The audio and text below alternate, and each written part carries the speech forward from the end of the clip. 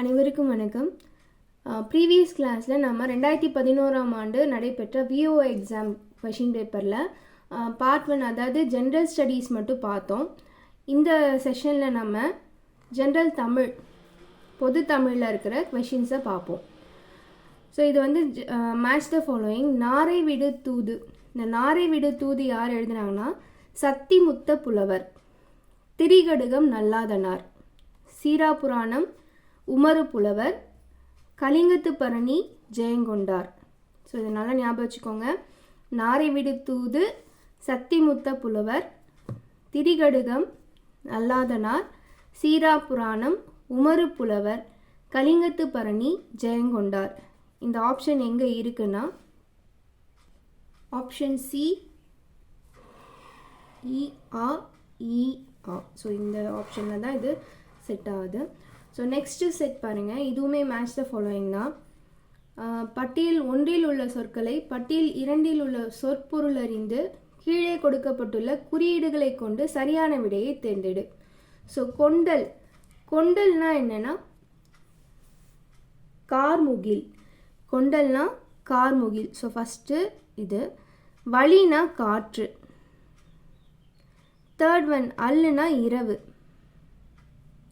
ஆக்கம் பெருஞ்செல்வம். சரிங்களா? அப்போ 1க்கு ஈ, 2க்கு ஃபஸ்ட்டுக்கு ஆ, செகண்டுக்கு ஈ, தேர்டுக்கு ஆ, ஃபோர்த் ஒன்க்கு ஈ. ஸோ இந்த ஆப்ஷன் தான் ஆப்ஷன் பி. ஓகேவா? Next question. இதுவுமே வந்து சொற்பொருள் அறிந்து பொறுத்துக தான். குருசுனா சிலுவை. ஒடுக்கம்னா முடிவு. முழவு அப்படின்னா மத்தளம். இரும்பூது இதன் பொருள் என்னன்னா வியப்பு. ஸோ இந்த ஆப்ஷன் எதில் செட் ஆகுதுன்னா ஆப்ஷன் டி. பட்டியல் 1 உள்ள சொற்களை பட்டியல் 2 உள்ள சொற்பொருள் அறிந்து பொறுத்துக்கணும். இதுவுமே. மதுகரம் அப்படின்னா தேனி. துன்று அப்படின்னா செறிவுன்னு அர்த்தம். புரைனா குற்றம். அலகைனா பேய். ஸோ இந்த ஆப்ஷன் எதில் செட் ஆகுதுன்னா ஆப்ஷன் ஏ. ஸோ இந்த மீனிங் மட்டும் நல்லா பார்த்துக்கோங்க. மதுகரம் தேனி, துன்றுனா செறிவு, புரைனா குற்றம், அலகைனா தேனி. Next question. இது வந்து நூலும் நூல் ஆசிரியர்களும் சேர்ந்த ஒரு பொறுத்துக. ஸோ நூல் என்ன கொடுத்துருக்காங்க பாருங்கள். குற்றால குறவஞ்சி. ஸோ குற்றால குறவஞ்சி இயற்றியவர் யாருன்னா திரிகூட ராசப்ப கவிராயர். மீனாட்சி அம்மை பிள்ளை தமிழ் யாரால் இயற்றப்பட்டதுன்னா குமரகுருபரர். காவடி சிந்து அண்ணாமலை ரெட்டியார். காவடி சிந்து ஆசிரியர் அண்ணாமலை ரெட்டியார். நந்தி கலம்பகம் ஆசிரியர் பெயர் தெரியவில்லை. நந்தி கலம்பகத்துக்கு யார் இயற்றினாங்கன்ற ஆசிரியர் பெயர் தெரியல. ஸோ இந்த ஆப்ஷன் எதில் செட் ஆகுதுன்னா ஆப்ஷன் டி. Next question. இதுவுமே நூலும் நூல் ஆசிரியர்களும் சேர்ந்த ஒரு மேட்ச் த ஃபாலோயிங் தான். ஃபஸ்ட்டு கொஷின் பாருங்கள். திருவாய்மொழியை யார் இயற்றினாங்கன்னா நம்மாழ்வார். நம்மாழ்வார். குண்டலகேசி நாதகுத்தனார். திருவருட்பா ராமலிங்க அடிகளார், வள்ளலார்னு சொல்லுவோம் இல்லைங்களா, அவர்.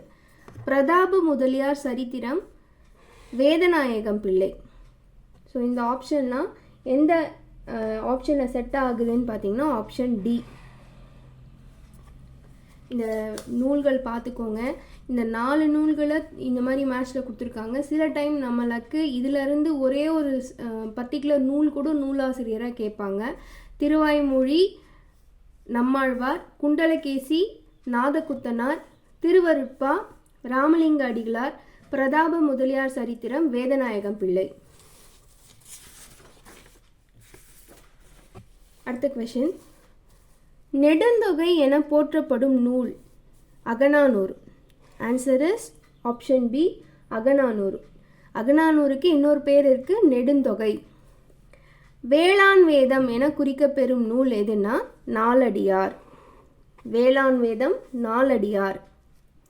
முத்தமிழ் காவலர் என அழைக்கப்பட்டவர் கி.ஆ.பெ. விஸ்வநாதன். நல்லா ஞாபகம் வச்சுக்கணும், இது இம்பார்ட்டன்ட். முத்தமிழ் காவலர் கி.ஆ.பெ. விஸ்வநாதன். கவிமணி என்ற சொல்லால் போற்றப்பெறும் சான்றோர் தேசிக விநாயகம் பிள்ளை. கவிமணி தேசிக விநாயகம் பிள்ளை. அப்பரடிகள் என்று அழைக்கப்படுபவர். Answer Thirunavukkarasar. Option D, Thirunavukkarasar. So Apparadigal என்று அழைக்கப்படுபவர் யாருன்னா திருநாவுக்கரசர். பிரித்தெழுதுக. புறநானூரை எப்படி பிரித்து எழுதணும்னா புறம் கூட்டல் 4 கூட்டல் 100. ஆப்ஷன் பி தான் கரெக்ட் ஆன்சர். புறம் கூட்டல் 4 கூட்டல் 100. பிரித்தெழுக எதுவும்னா கிழங்கை அகழ்ந்தெடுக்கும். ஸோ கிழங்கை அகழ்ந்தெடுக்கும் அப்படின்றது எப்படி பிரியும்னா கிழங்கு கூட்டல் அகழ்ந்து கூட்டல் எடுக்கும். கிழங்கை கூட்டல் அகழ்ந்து கூட்டல் எடுக்கும். ஸோ எங்கே இருக்க ஆப்ஷன்னா சி, ஆப்ஷன் சி தான் ஆன்சர். பிரித்தெழுதுக. தனித்தமிழ். தனித்தமிழ் எப்படி பிரியும்னா தனி கூட்டல் தமிழ். நெக்ஸ்ட்டு நிற்பதொன்றில், அதையும் பிரித்தெழுத சொல்லியிருக்காங்க. நிற்பதொன்றில் எப்படி பிரியும்னா ஆப்ஷன் ஏ, நிற்பது கூட்டல் 1 கூட்டல் இல். ஜஸ்ட்டு இதெல்லாம் எப்படி கேட்குறாங்கன்றத புரிஞ்சுக்கோங்க. அப்போ தான் நம்ம படிக்கும் போதுமே நம்ம கார்லேட் பண்ண முடியும். இந்த மாதிரி கொஷின் கேட்டிருக்காங்க, ஸோ இந்த ஆஸ்பெக்டில் நம்ம படிக்கணும் அப்படின்ற ஒரு ஐடியா நமக்கு கிடைக்கும். அதுக்காக தான் கொஷின் பேப்பரை நம்ம ரிவைஸ் பண்ணுறது. நெக்ஸ்ட்டு எதிர்ச்சொல் தருக. வெகுளி. வெகுளிக்கு எதிர்ச்சொல் என்னன்னா மகிழ்ச்சி. ஆப்ஷன் ஏ, மகிழ்ச்சி. நல்வினை எதிர்ச்சொல் தீவினை. ஆப்ஷன் சி, தீவினை. அகம்னா புறம். இந்த புறம் வராது, இந்த புறம். பெரிய ரா இருக்கு இல்லைங்கன்னா இந்த வர புறம். எதிர்ச்சொல் தருக. அண்மை. அண்மைனா அருகில் அர்த்தம். ஸோ அண்மைக்கு ஆப்போசிட் கேட்குறாங்க, அர்த்தம் கேட்கல. ஆப்போசிட் கேட்கும்போது சேய்மை. சேய்மைனா தொலைவுன்னு அர்த்தம். பெருமை. பெருமைக்கு எதிர்ச்சொல் சிறுமை. அடுத்தது பாருங்க, பொருந்தா சொல்லை கண்டறிக. சிந்தாமணி, சிலப்பதிகாரம், பாஞ்சாலி சபதம், மணிமேகலை. இது மூன்றும் பார்த்தீங்கன்னா ஐம்பெருங்காப்பியங்களில் வரும். ஆனால் இது பாஞ்சாலி சபதம் என்பது பாரதியார் இயற்றிய ஒரு நூலாகும். ஸோ அப்போ இதுதான் பொருந்தாத ஒன்று. அடுத்தது பொருந்தா சொல்லை கண்டறிக. சேரன், இளங்கோவடிகள், சோழன், பாண்டியன். இந்த சேரன், சோழன், பாண்டியர்கள்லாம் மூவேந்தர்கள். ஆனால் இளங்கோவடிகள் வந்து ஒரு புலவர். ஸோ அதனால் இவர் தான் ஆப்ஷன், இவர் தான் correct. So answer B is right. பொருந்தா சொல்லை கண்டறிக. வெட்சி, கரந்தை, பாலை, நொச்சி. இதோட ஆன்சர் என்னென்னா பாலை. இது வந்து 5 திணைகளில் வரும், இதோடு சேர்ந்து வராது. ஸோ இதுதான் ஆன்சர், பாலை. பொருந்தா சொல்லை கண்டறிக. வாழ்க, வீழ்க, வெல்க, நடந்த. இந்த கா விகுதி வர எல்லா சொற்களும் நம்ம வினையாளனையும் பெயர் நம்ம வியங்கோல் வினைமுற்று நம்ம சொல்லுவோம். கா அந்த மாதிரி, அதாவது வாழ்க, வெல்க, வளர்க, கால வர முடிகிற எழுத்துக்கள் எல்லாமே நம்ம வியங்கோல் வினைமுற்றுன்னு நம்ம சொல்லலாம். அதாவது ஒரு வாழ்த்துதல் நோக்கத்தில் வர ஒரு வார்த்தை. ஆனால் இந்த நடந்த என்பது என்னென்னா பெயரெச்சம், ஆள முடியறதுனால இது பெயரெச்சம். ஸோ இதுதான் பொருந்தாத ஒன்று. So answer is option D. So answer வந்து ஆப்ஷன் டி. இதெல்லாம் வந்து செட்டாக இருக்கிறது.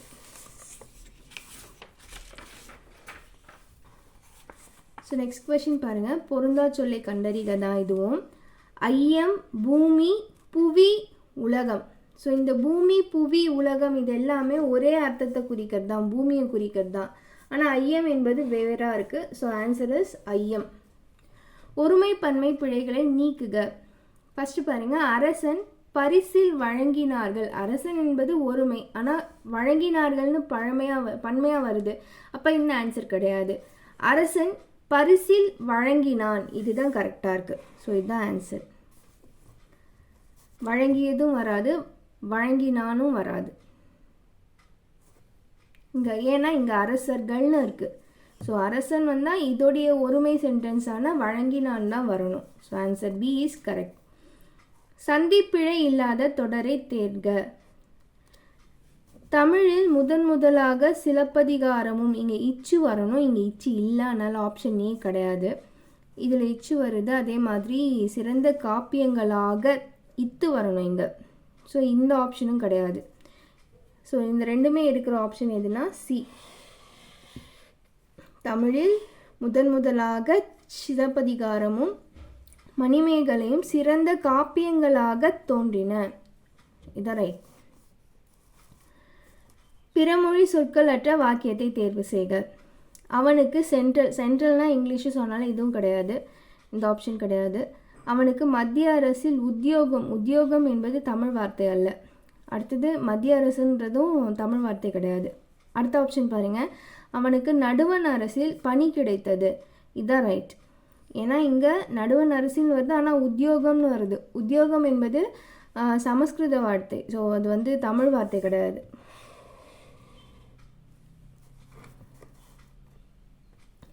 பிறமொழி சொற்களற்ற வாக்கியத்தை தேர்வு செய்க.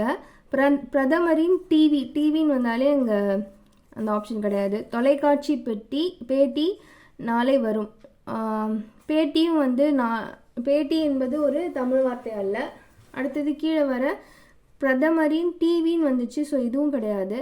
லாஸ்ட் ஆப்ஷன் பாருங்கள், பிரதமரின் தொலைக்காட்சி நேர்காணல் நாளை வரும். இதுதான் ஆன்சர் ரைட். வழுவு சொற்கள் அற்ற வாக்கியத்தை தேர்வு செய்க. வழுனா குற்றம், அதாவது குற்றம் இல்லாத, அதாவது எந்த ஒரு பிழையும் இல்லாத வார்த்தைகளை எடுக்க சொல்கிறாங்க, தேர்வு செய்ய சொல்கிறாங்க வாக்கியத்தை. ஸோ ஃபஸ்ட்டு பாருங்கள், பூமாலையை படத்தின் அருகாமையில் நம்ம சொல்லக்கூடாது, எப்பயுமே அருகில் தான் வரணும். ஸோ அப்போ இது மூணுத்துலேயுமே இதை தவிர்த்து பாருங்கள், இது எல்லாத்துலேயுமே அருகாமையில் வந்திருக்கு. அதனாலே இது மூணுத்தையும் நம்ம ஒமிட் பண்ணிவிட்டு, ஸோ ஃபஸ்ட்டு இந்த அருகில் வருது இல்லையா, அந்த ஆப்ஷன் பி அதான் ஆன்சர். அடுத்தது, கோர்ட் என்ற ஆங்கில சொல்லுக்கு நேரான தமிழ் சொல் என்ன? நீதிமன்றம். கம்ப்ளீட்னா முழுமை. எம்டி வெசல் வெற்று பாத்திரம். பப்ளிகேஷன் பதிப்பகம்.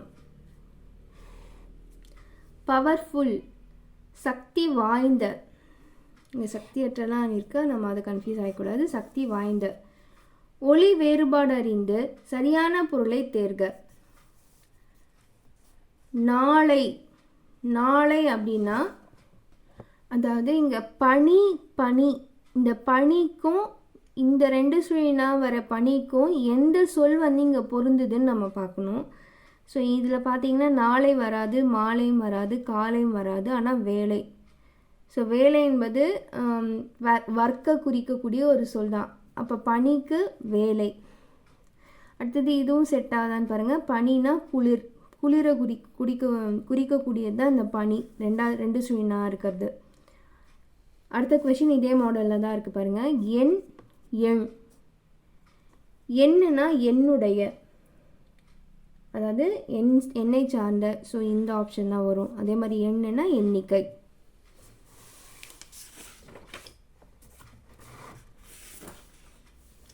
நெக்ஸ்ட் கொஷின், ஒளி வேறுபாடு அறிந்து சரியான பொருளை தேர்க. மிகுதி, அதாவது இங்கே உருன்னு கொடுத்துருக்காங்க. உரு அப்படின்னா என்னென்ன அர்த்தம்னா, தமிழில் உரு என்பதற்கு மிகுதின்ற அர்த்தம் இருக்குது. உருனா மிகுதி. அதே மாதிரி இந்த உருனா வடிவம்னு அர்த்தம்.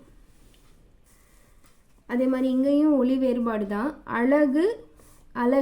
ஸோ அழகு அப்படின்னா அகலம்னு அர்த்தம். அழகு அப்படின்னா காட்டுக்கோழின்னு அர்த்தம். அழகு அப்படின்னா காட்டுக்கோழி. இந்த சின்ன ல வர அழகு அளவை கூற்று, அளவை கூறு. 148th கொஸ்டின் பாருங்கள். நகைத்தல் இச்சொல்லின் வேர்ச்சொல். இங்கே தல் விகுதி எடுத்துகிட்டு நம்ம எழுதுறது தான் அந்த வேர்ச்சொல். இங்கே நகை. அந்த நகைன்றது ஒரு கட்டளை பெயராக வரணும். அதாவது வேர் சொல் வந்து எப்பயும் ஒரு கட்டளை சொல்லாக வரும். சரிங்களா? புதைந்து இச்சொல்லின் வேர்ச்சொல் புதை. அடுத்தது ஏத்தி இச்சொல்லின் வேர்ச்சொல். ஆன்சர் ஏத்து. ஸோ ஏத்தி இச்சொல்லின் வேர்ச்சொல் வந்து என்னென்னா ஏத்து. தருக இதோடைய வேர்ச்சொல் என்னென்னா தா. தருன்னு நம்ம எழுதிடக்கூடாது. தா என்பது ஒரு கட்டளை சொல் இல்லைங்களா? அதான். அடுத்த கேள்வி, தழால். தழால் என்பதின் வேர்ச்சொல் என்னன்னா தழு. ஆன்சர் பி ஆப்ஷன் தழு. அடுத்தது இது எல்லாமே ஓர் எழுத்து ஒரு மொழி சார்ந்த கேள்விகள் தான். பூ என்னும் ஓர் எழுத்து ஒரு மொழியின் பொருள் என்ன? பூ அப்படின்னா உலகம்னு அர்த்தம். ஏ என்னும் ஒரு மொழிக்கு அம்பு அப்படின்னு அர்த்தம். ஏ அப்படின்னா அம்பு. ஞா ஞா அப்படின்னா பொருந்துன்னு அர்த்தம். ஞானா பொருந்து. ஞா பொருந்து. பா பானா பாடல்னு அர்த்தம். ம என்னும் ஓர் எழுத்து சொல்லின் பொருள் என்னன்னா இயமன். மானா யமன் சொல்கிறோம் இல்லைங்களா? அதுதான் இங்கே ஈ போட்டிருக்கிறதுனால யமன். அடுத்தது உணர் என்னும் வேர்ச்சொல்லின் தொழிற்பெயரை தேர்ந்தெடுக்க. உணர் என்பது வேர்ச்சொல். இதோடைய தொழிற்பெயர் என்னன்னா உணர்ச்சி. படியுடைய தொழிற்பெயர் படித்தல். தொழிற்பெயர் எப்பயும் வந்து முக்காசி தல் விகுதியில் வரணும். வாழ் அப்படின்றதுக்கு வினையாளனையும் பெயர் வாழ்ந்தான் அப்படின்னு வரணும், இல்லைன்னா வாழ்ந்த. ஆன்சர் என்னன்னா வாழ்ந்த.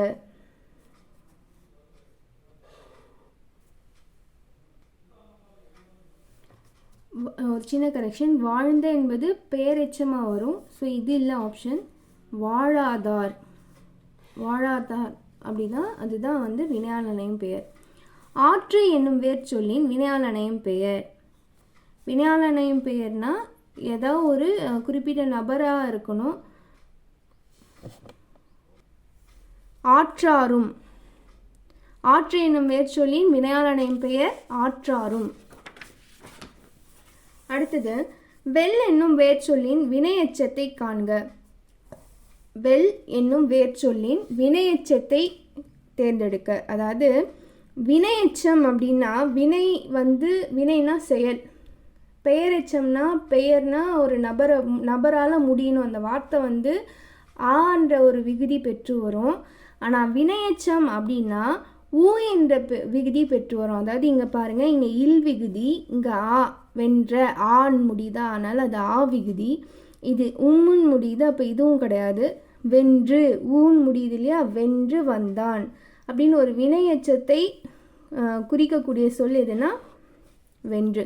ஸோ பெயரெச்சம் வினையெச்சம்னா என்னன்னு புரிஞ்சுக்கோங்க. பெயரெச்சம்னா ஆ விகுதி வரணும். இதில் பார்த்தீங்கன்னா இந்த வென்றன்றது பெயரெச்சம். ஆனால் ஊ விகுதி ஊன்ற சவுண்டில் முடிஞ்சதுன்னா அது வினையெச்சம். சரிங்களா? அகரவரிசைப்படி சொற்களை சீர் செய்க. அகரவரிசைப்படி வர எல்லாமே வந்து உங்களுக்கு நமக்கு சின்ன கிளாஸ்லேருந்தே பார்த்துருப்போம். என்னென்னா நமக்கு அந்த வரிசை இருக்கு இல்லைங்களா? காங்காச்சா வரிசை. ஃபஸ்ட்டு உயிரெழுத்துக்கள் வரணும், அடுத்தது மெய் எழுத்துக்களில் காங்காச்சா வரிசைப்படி நம்ம அதை அரேஞ்ச் பண்ணணும். ஸோ இதில் வந்து பார்த்திங்கன்னா ஃபஸ்ட்டு ஆள் ஆரம்பிக்குது இல்லைங்களா? இந்த அன்பு, எருது, ஐவர், ஓசை. இதுதான் ஆன்சர். அடுத்த கொஷினில் இங்கே பாருங்கள், வசை, வழக்கு, வாழ்வு, வானம். இதுதான் கரெக்ட் ஆன்சர். மீதியெல்லாம் பார்த்தீங்கன்னா ஃபஸ்ட்டே வா வருது, அது தப்பு. இதில் பார்த்திங்கன்னா வழக்குன்னு வருது, பட் ழ வரிசைக்கு முன்னாடி ச வரிசை வந்துடும். ஸோ அப்போ வசை தான் முன்னாடி வரணும், அதுக்கு அடுத்து தான் வழக்கு வரணும். ஸோ இந்த ஆப்ஷன் தான் ரைட்டு. இந்த கொஷின் பார்த்திங்கன்னா, ஸோ 8 எருது எழில் ஏணி இது எல்லாமே உயிரெழுத்தில் ஆரம்பிக்கிறதுனால இது வந்து அந்த ஏ வச்சு நம்ம இதை எடுத்துட்டோம். அதுலேயுமே அடுத்த செகண்ட் லெட்டர் நம்ம பார்க்கணும். ஸோ டா வரிசை ஃபஸ்ட்டு வரும், அப்புறம் ரா வரிசை, அப்புறம் ழா வரிசை, அப்புறம் நா வரிசை. அடுத்த கேள்வி பாருங்கள். அகர வரிசைப்படி சொற்களை சீர் செய்க. ஸோ மலை, மீதி, முரசு, மூங்கில் இதுதான் ரைட் ஆன்சர். ஸோ ஃபஸ்ட்டு மா வரணும், மீ வரிசை அப்புறம் வரணும், மூ வரிசை, மூ வரிசை. லாஸ்ட் கொஷின் பாருங்கள். 5 ஒட்டகம், ஓடம், அவ்வை இது வந்து அகர வரிசையில் அந்த உயிரெழுத்து பொறுத்து வருது. ஓகேவா? சொற்களை ஒழுங்குபடுத்தி சொற்றொடராக்குக. இதில் எந்த கொஷின் எது கரெக்டாக இருக்குன்னா, 10 பருவங்களாக வகுத்து பாடுவது பிள்ளைத்தமிழ் என்னும் இலக்கியம். இதுதான் கரெக்ட் சென்டென்ஸாக அர்த்தமாக இருக்கும். நம்ம படித்து பார்த்தாலே இது ஈஸியாக ஆன்சர் பண்ணிட முடியும். மாற்றி மாற்றி ஒரு மாதிரி இருந்துச்சுன்னா அது ஆன்சர் கிடையாது. ஒரு கோர்வையாக அந்த சென்டென்ஸ் வந்து முடிவடைஞ்சிருக்கான்றதை பார்த்துக்கோங்க. சொற்களை ஒழுங்குபடுத்தி சொற்றொடராக்குக. தமிழ் மொழியில் சிந்தனை சிறக்க வேண்டும், இதுதான் ஆன்சர். இதெல்லாம் மாற்றி மாற்றி இருக்கும். அடுத்தது இது பாருங்கள். கலிங்கத்து பரணியை பாடியவர் ஜெயங்கொண்டார். இதெல்லாம் மீதி மாறி மாறி இருக்குது, ஸோ அது கிடையாது. இதுக்கு என்னென்னா, வளமான வாழ்க்கைக்கு ஆதாரமாகும் நிலத்தடி நீர், இதுவும் மாற்றி மாற்றி இருக்குது, இது கிடையாது. வாழ்க்கைக்கு நிலத்தடி நீர் வளமான ஆதாரமாகும், ஸோ இதுதான் ஆன்சர்.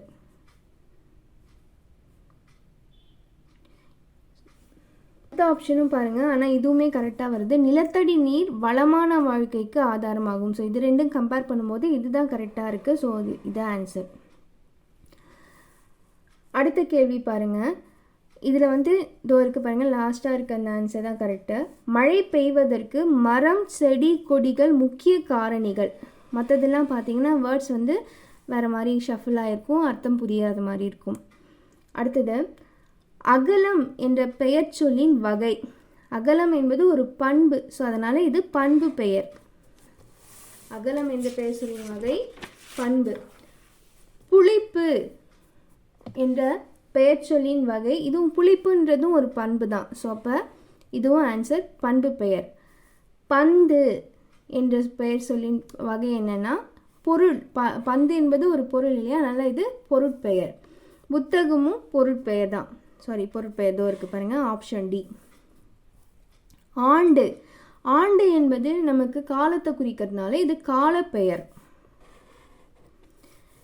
கெழிய என்பதன் இலக்கண குறிப்பு. ஒரு சின்ன ஷார்ட்கட் சொல்கிறேன், நல்லா ஞாபகம் வச்சுக்கோங்க. இந்த மாதிரி அளபெடையில் ஈ வந்தாலே சொல்லிசை அளபெடை ஞாபகம் வச்சுக்கோங்க. இச்சொல் ஞாபகம் வச்சுக்கோங்க, இச்சொல். அப்போ ஈ வந்தாலே சொல்லிசை அளபெடை. ஊ வந்தால் இன்னிசை அளபெடை, ஆ வந்தால் செய்யுளிசை அளபெடை. சரிங்களா? அடுத்தது தடங்கண். இந்த தடம், மா அதெல்லாம் வந்துச்சுன்னா, உரு, தவ, நனி இதெல்லாம் வந்துச்சுன்னா உரி சொற்றொடர்னு அர்த்தம். அதாவது ஃபஸ்ட்டு ஸ்டார்டிங்லேயே இந்த தடங் அப்படின்னு வந்துச்சுன்னா உரி சொற்றொடர் அர்த்தம். அடுத்தது செடி, கொடிகள் என்பதன் இலக்கண குறிப்பு கேட்குறாங்க. நீங்கள் நம்ம சொல்லி பார்க்கும் போதே செடியும் கொடியும்னு வரணும். அப்போ அங்கே விகுதி மறைஞ்சி வர்றதுனால மறைதல் அப்படின்னாலே தொகைன்னு அர்த்தம். ஸோ அப்போ உண்மை தொகை, வந்து மறைஞ்சி வர்றதுனால உண்மை தொகை. மாநிதி இலக்கண குறிப்பு. நான் ஃபஸ்ட்டே சொன்னேன், மான் வந்துச்சுன்னா மா, உரு, தவ, நனி அதெல்லாம் வந்துச்சுன்னா உரிச்சொற்றொடர். மென்மேலும் என்பதன் இலக்கண குறிப்பு காண்க. ஸோ மென்மேலும் என்பது ஒரே சொல் வந்து அடுக்கி வர்றதுனால இது வந்து அடுக்கு தொடர். மென்மேலும் என்பது அடுக்கு தொடர். அடுத்த கொஸ்டின் பாருங்கள். விடைக்கேற்ற வினாவை தேர்ந்தெடு. இல்வாழ்க்கை வளர்பிறை போல் வளர வேண்டும். ஸோ இதோட ஆன்சர் என்னன்னா, இல்வாழ்க்கை எவ்வாறு வளர வேண்டும், இல்வாழ்க்கை எவ்வாறு வளர வேண்டும், இதுதான் கரெக்டான கொஷின். அடுத்ததும் இதே தான். கலிங்கத்து பரணி முதற் குலோத்துங்க சோழனை பாட்டுடை தலைவனாக கொண்டது. ஸோ இதோடைய கரெக்டான கொஷின் என்னன்னா, கலிங்கத்து பரணி யாரை பாட்டுடை தலைவனாக கொண்டது? Option A. அடுத்தது இளமை கல்விக்குரியது. இதுக்கு கரெக்டான கொஷின் என்னன்னா, இளமை எதற்குரியது? இதுவும் வினாவை தேர்ந்தெடுக்க தான். ஒரு நாட்டின் முன்னேற்றம் அந்நாட்டின் மொழிநிலையை பொறுத்தே அமையும். ஸோ இதுக்கு கரெக்டான கொஷின் எப்படி அமையும்னா, ஒரு நாட்டின் முன்னேற்றம் எதை பொறுத்து அமையும்? Option B. விடைக்கேற்ற வினாவை தேர்ந்தெடு. ஔவையார் ஆத்திச்சூடி பாடினார். ஔவையார் எதனை பாடினார்? இதான் கரெக்ட்.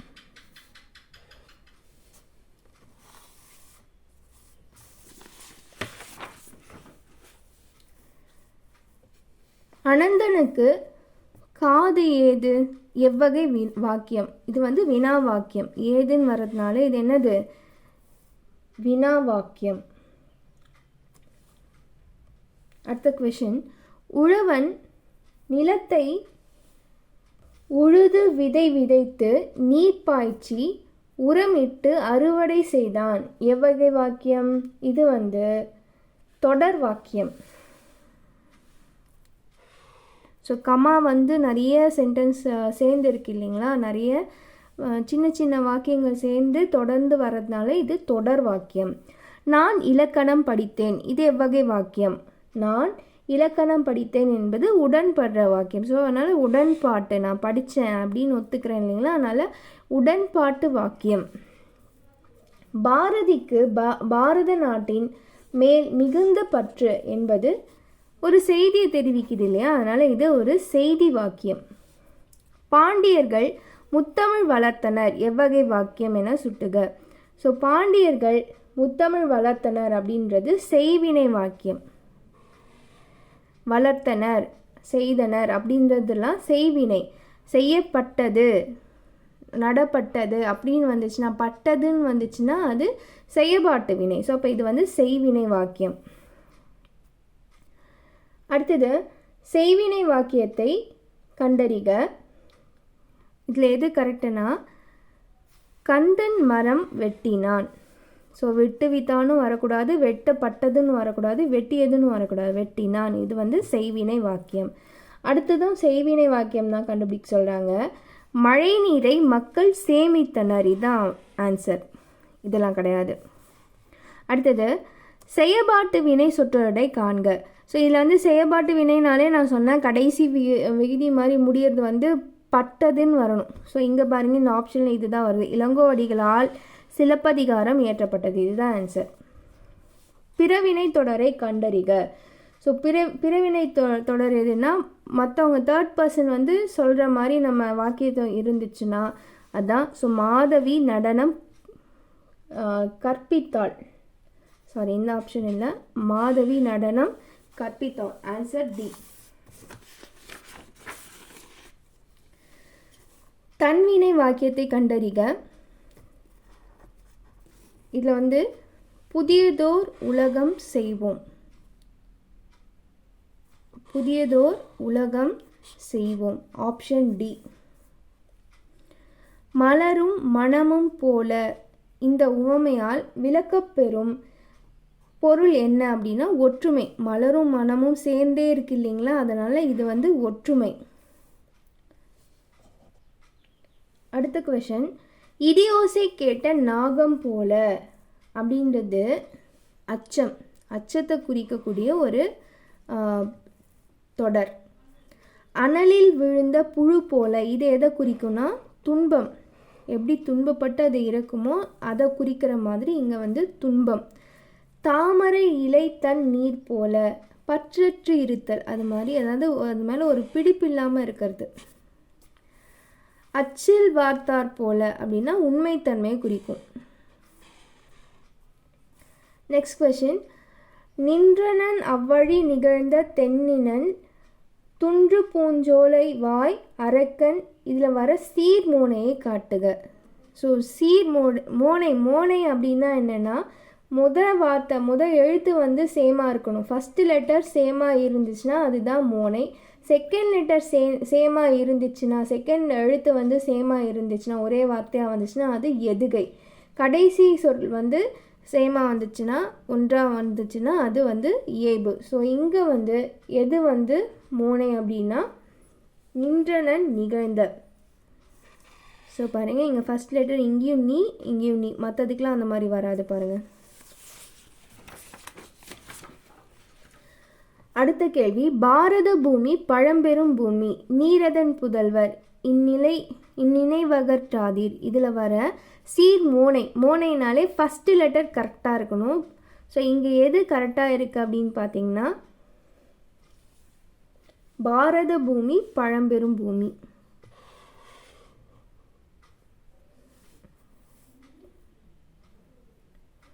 அடுத்தது, பனித்த சடையும் பவளம் போல் மேனியும் பால் வெந்நீரும்.